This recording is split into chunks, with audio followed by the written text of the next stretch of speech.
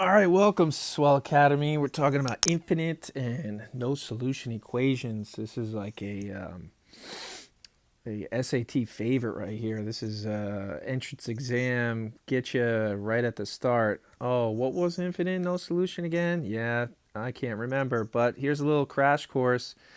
If you're looking at an infinite, something that's an infinite solution, usually both sides will be equal to themselves, meaning that when you subtract x from both sides, you get 10 is equal to 10, which is true, which means it is an infinite solution.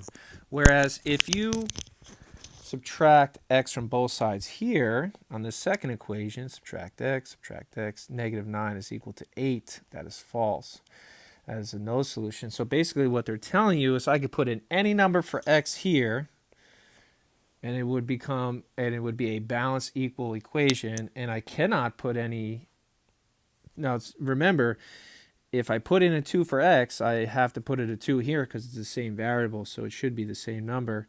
And so this is the difference between infinite and no solution. So if I'm looking at two equations and I'm missing a piece and I want to know, okay, I want this to be, first I look at this and say, okay, I don't have a match with the negative 10 and plus 9. This is probably going to be a no solution. And here we are creating equations that are no solution or infinite solution. Now what I want to have is a match. I want to have a match of my variables and the coefficient. I want this to be the same so that I would be able to eliminate it from both sides. So simply all I need here is a negative 2. And this will give me equation negative 2x minus 10, so on and so forth. And therefore, when I added the 2x to both sides, and these cancels out, I get negative 10 is equal to 9, which is false.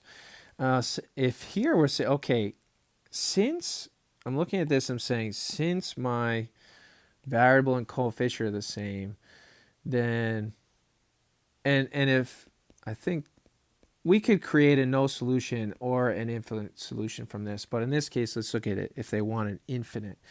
I need both sides to be exactly the same, and when that is the case, that's when we get an infinite solution, so I'm going to put an 8 here.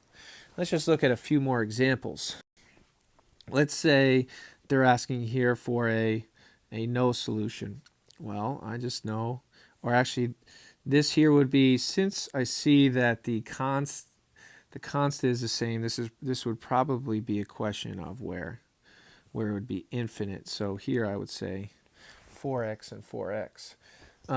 And this is basically how I'm getting both sides to be the exact same thing. In this one, this would probably be a no solution. I want these pieces to be the same.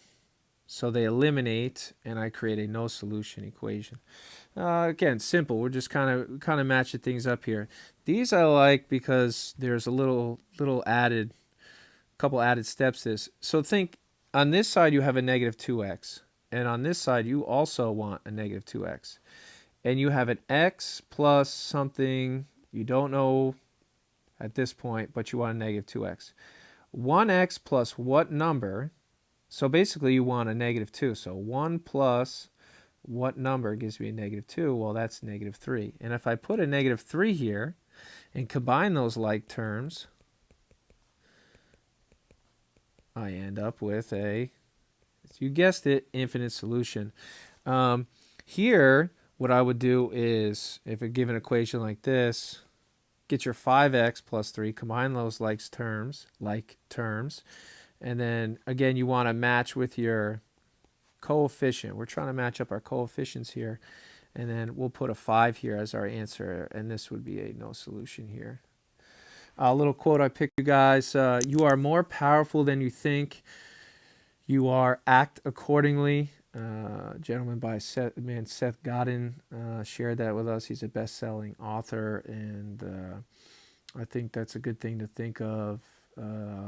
We sometimes underestimate ourselves, so maybe we should overestimate ourselves and then act as if. So hope this helps, and keep working hard.